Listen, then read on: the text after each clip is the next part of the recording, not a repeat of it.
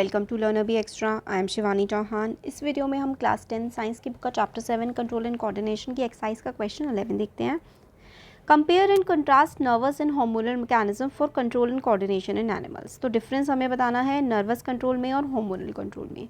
तो nervous control relies on the generation of electrical impulse and their conduction to bring about suitable response. तो जो nervous control है ना, वो electrical impulses पे डिपेंड करता है। Hormonal control relies on the release of hormone, chemical substances which act as an effector organ to bring about the response. तो hormonal control जो है वो chemical substance पर डिपेंड करता है और nervous control electrical impulses पर डिपेंड करता है।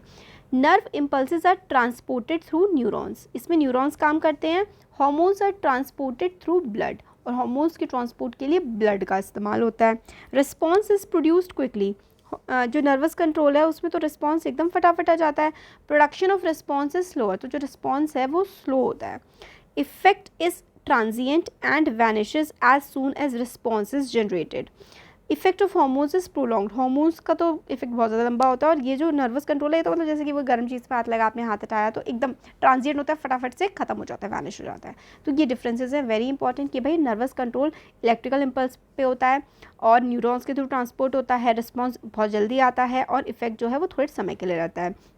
हार्मोनल कंट्रोल की अगर हम बात करें तो इसमें जो है केमिकल सब्सटेंस का यूज़ होता है, ब्लड के थ्रू ट्रांसपोर्ट होता है, प्रोडक्शन जो होता है इसका स्लो होता है, मगर इसका जो रिजल्ट होता है वो प्रोलॉन्ग्ड होता है, काफ़ी लंबा होता है।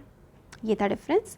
क्वेश्चन 12 है, what is the difference between the manner in which movement takes place in a sensitive plant and the movement in a legs. तो डिफरेंस हमें बताना है कि एक सेंसिटिव प्लांट में किस तरीके से मूवमेंट होता है और हमारे टांग में किस तरीके से मूवमेंट होता है। तो देखो, difference between movement in a sensitive plant such as dropping of leaves of mimosa plant upon touching and our legs movement are as follow. Mimosa plant को छुई हुई होता है ना, उसको छुआ और वो नीचे झुक जाता है, और हमारे बॉडी में कैसे डिफरेंसेस आते हैं। Movement in sensitive plant, single touch of conduct is conducted through turgor pressure means but there is no specialized tissue for the conduction of signal. Movement in leaves is brought about by a change in the shape of cells which occurs due to movement of water. No specialized protein are involved in the movement. तो जो sensitive plant होते हैं उसमें कोई specialized protein नहीं होता, वो उसकी शेप चेंज हो जाती है क्योंकि सेल की शेप चेंज हो जाती है और वाटर के मूवमेंट की वजह से ऐसा होता है और प्रेशर की वजह से। Movement in legs, signal for movement is conducted by electrical impulse through specialise nerve cell. तो जो हमारी बॉडी में लेग्स का मूवमेंट होता है, हाथ का मूवमेंट होता है, वो नर्व सेल की वजह से होता है। Movement in muscle occur due to change in the shape of muscle cells which occur due to contraction and relaxation of muscle cell. तो जो मूवमेंट होता है ना मसल में, वो मसल के जो सेल्स है उसकी शेप चेंज होने की वजह से होता है। कंट्रैक्ट करना मतलब खींच के रख देना, रिलैक्स कर देना मतलब ऐसे ही छोड़ देना, उसके कंट्रैक्शन और रिलैक्शन ऑफ मसल्स की वजह से होता है मूवमेंट।